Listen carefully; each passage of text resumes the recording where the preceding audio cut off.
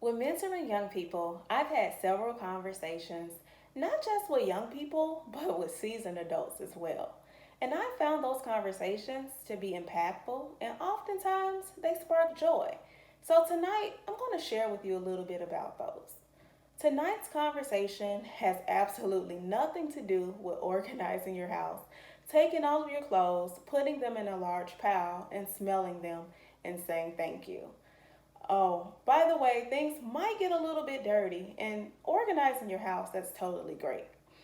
This conversation is about real, raw, organic conversations. It's all about connecting with people and helping them finding their purpose, aka their true happy place. I remember Steve Harvey once said, "The two greatest days of your life is the day you were born and the day you discover why." Why did God create you?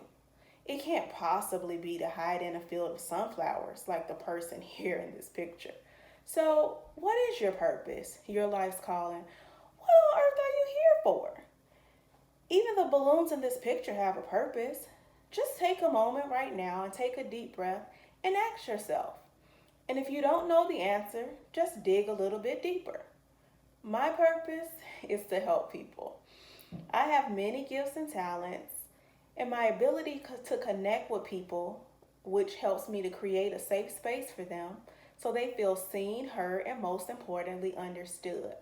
So I love this quote by Brene Brown where it says, "Vulnerability is the birthplace of love, belonging, joy, and creativity." And if we want clarity in our purpose or deeper and meaningful spiritual lives, then vulnerability is the path.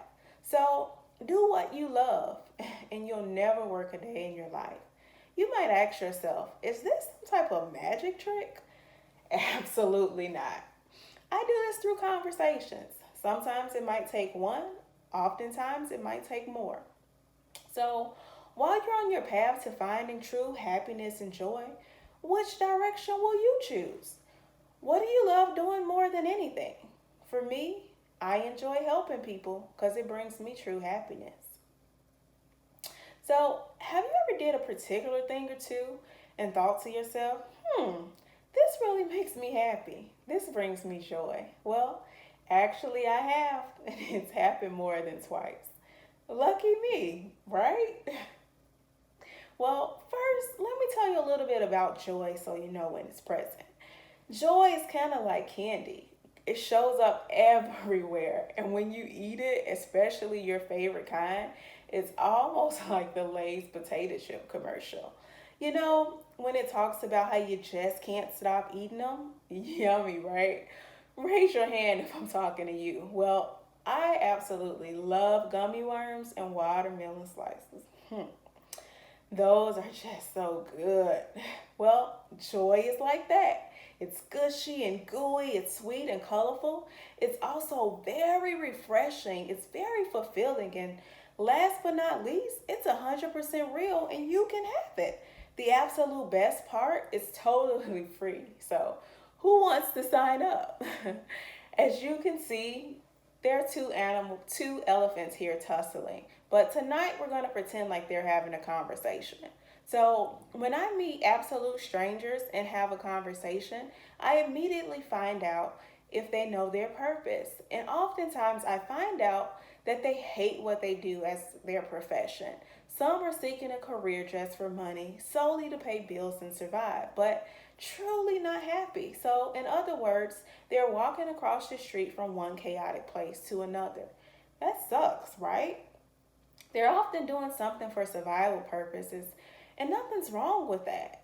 But I want to take you guys down Spark Joy Road, so come with me for a minute. There's a scripture in the Bible, and it says that your gift will make room for you. It's read from Proverbs 18 and 16. And Dr. Miles Monroe actually has a quote that goes with it. And it says that God has put a gift or a talent in each and every one of us that the world will make room for. So here's where I come in. I do this weird thing where I actually listen. And I watch for facial expressions. And when I find something that truly sparks joy in them, I literally pull that string and I gear them in that direction. So, how will you spark joy? What does joy look like for you? How does it taste? What does it smell like? Have you experienced it yet? Thank you. Thank you so much. I hope this talk has encouraged someone to dig a little bit deeper in discovering your gift, to dream bigger and create lasting memories and conversations that truly spark joy. I see you, I hear you, and I understand you. God bless you all. Good night.